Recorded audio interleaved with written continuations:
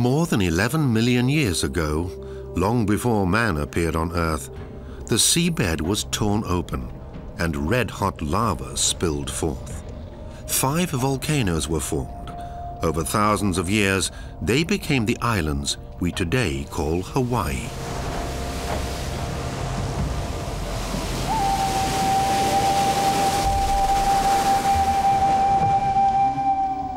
A Hawaiian legend tells of a time when all things were pervaded by spiritual beings. A thin veil separated the living from the dead, the natural from the supernatural. It was in those days that Pele, the goddess of fire, was born through the union of the Earth Mother and the Sky Father. As a young woman, Pele was forced to leave home by her jealous sister, a sea goddess. Pele traveled far and wide until she reached the big island of Hawaii. There, high above her sister's watery realm, she made her home in Hale Mau Mau, the inner crater of Mount Kilauea.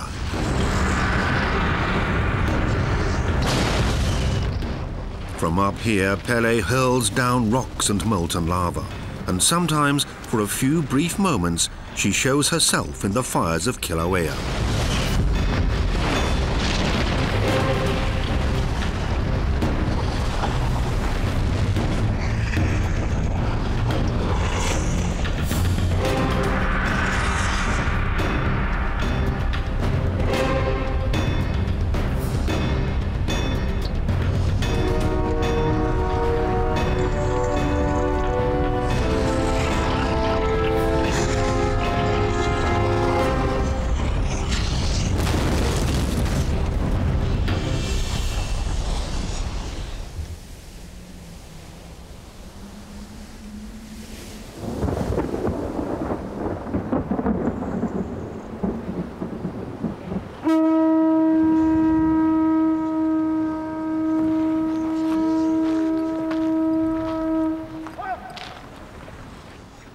Hawaii was discovered more than 1,600 years ago by Polynesian seafarers. Guided only by the sun and the stars, they sailed over 3,800 kilometers in large open canoes.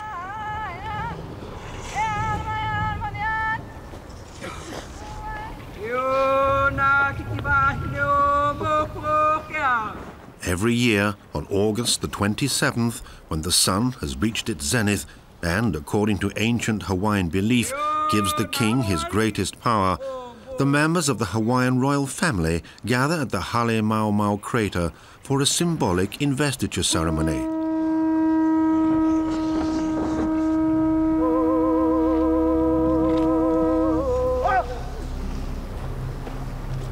In 1881, after an eruption lasting 8 months, the lava flow threatened the town of Hilo.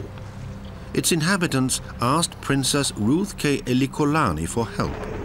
She sang for Pele by the edge of the lava and made a sacrifice to her of red silk scarves and brandy.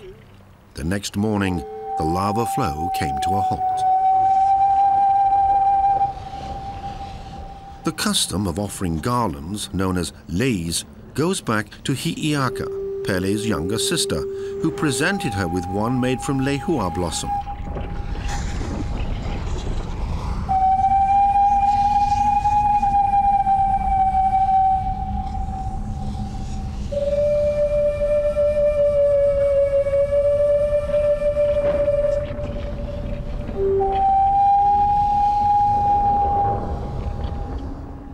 In Hawaiian mythology, women are the source of new life and of mana, spiritual power.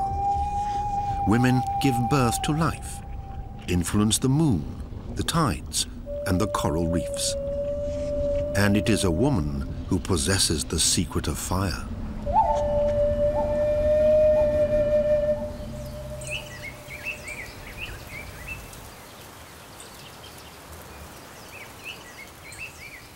These symbols and figures were carved in the lava by early Hawaiians long before immigrants from the west settled on the islands.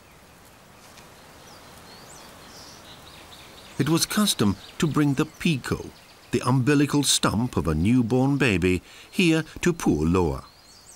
the pico was placed in a hollow and covered with a stone. If it was still there the next morning, the baby was assured of a long life.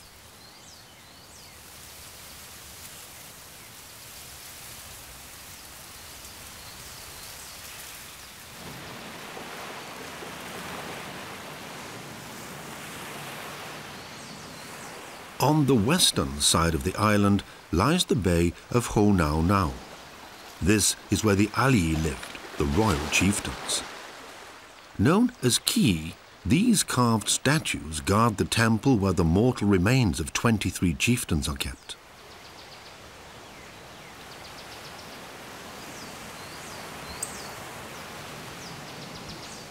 Behind a 3-meter-high wall made from blocks of lava lies Puhonua, a place of refuge. In times of war, women, children and the elderly found protection here. The site also provided asylum for defeated combatants on both sides. And sometimes even those destined for sacrifice to the gods found safety in Puhonua.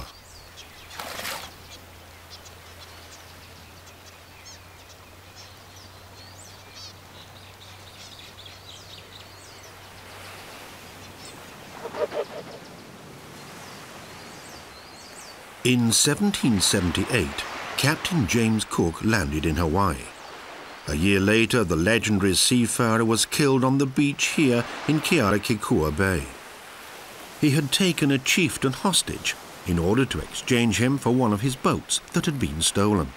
Rocks were thrown and some of Cook's men shot several Hawaiians. In the chaos, Cook was beaten to death.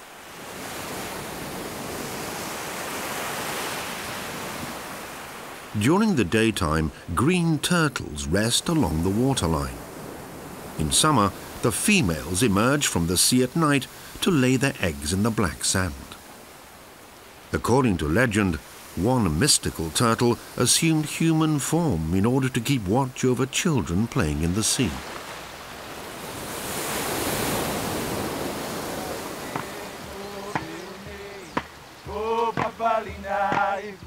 The ancient Hawaiians lived in a caste society with strict rules.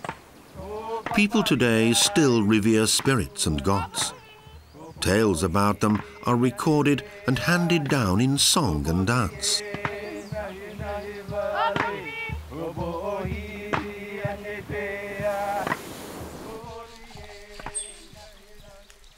East of Mount Kilauea lies virgin rainforest. One day, Kamapua, the pig god, came to Kilauea to bewitch Pele. But she laughed at him and cried, "You are not a man, you're a pig." Her words provoked a terrible fight. Pele held lava and fire. Kamapua replied with thunder and rainstorms. In the end, Pele gained the upper hand. And in order to save his life, Kamapua turned himself into the fern which still surrounds the mountain today.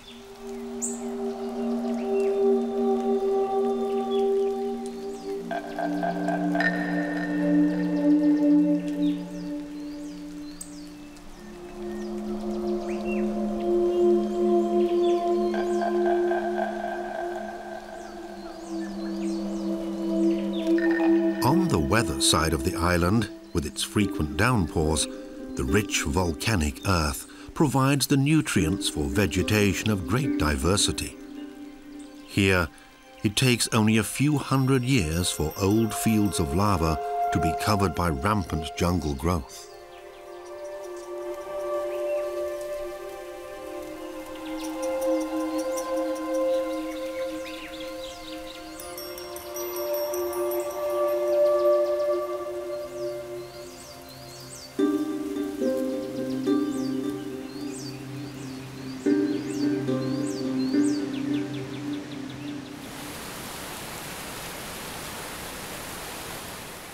It was the time of the hot winds and sudden downpours.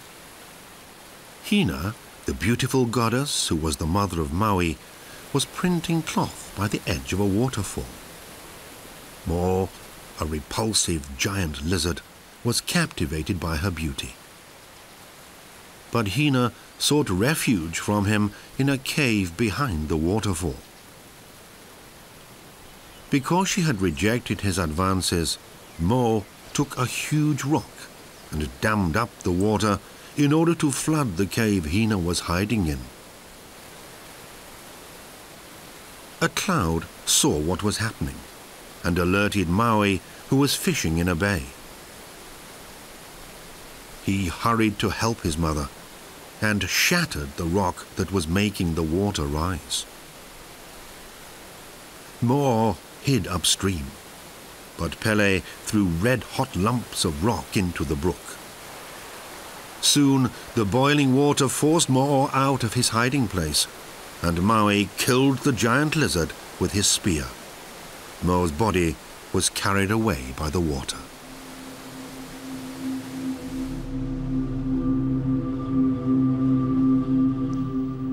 The peak of Mount Mauna Kea is more than 4,200 meters above sea level.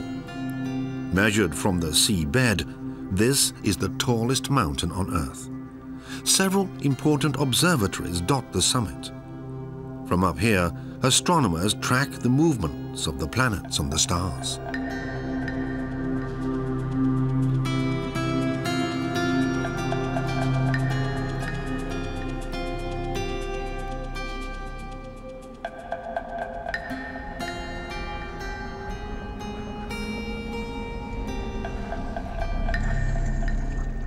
Mount Kilauea is the world's most active volcano. The current eruption began in January 1983, and lava has flowed continuously ever since. Over 200 houses, as well as huge tracts of rainforest and beach, have been destroyed.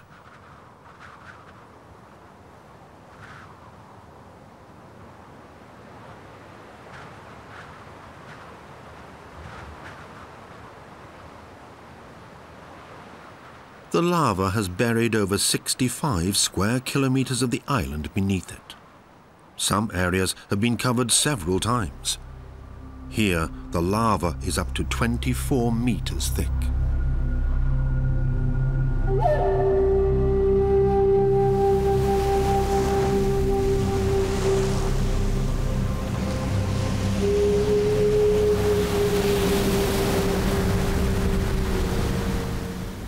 But Kilauea has not just destroyed parts of the island. It has also created more than 2 square kilometers of new land. Hawaii is one of the most dynamic islands on Earth, and it is unpredictable.